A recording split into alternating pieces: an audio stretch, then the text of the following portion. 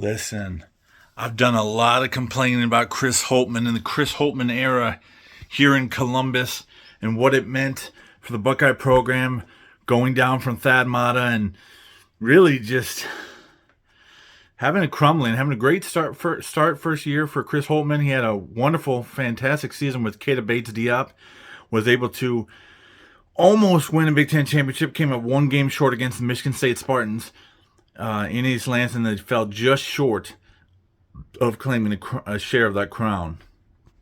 But as we know, Chris Holtmann was fired.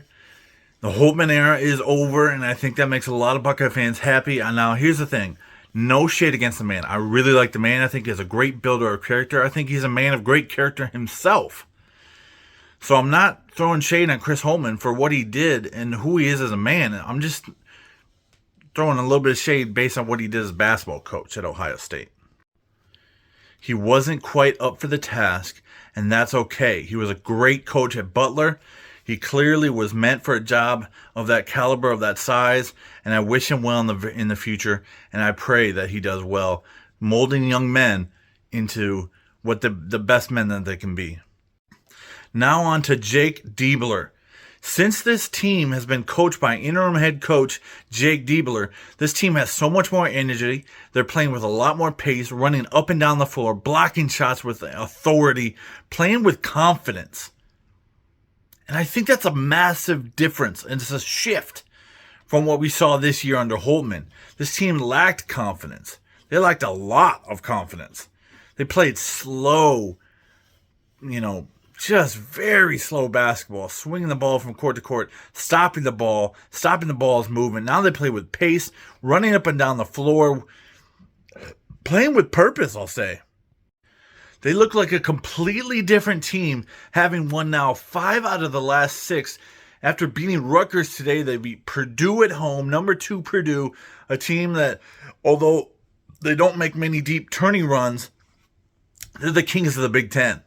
And they beat them in Columbus. Then they beat Michigan State, another potential tournament team. Beat Rutgers, who is a tournament team today. It's not the Rutgers of your fathers, the Rutgers of my youth. They are a different team and a different program now.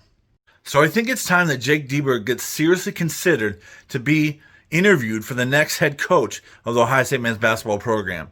This is not something I even considered.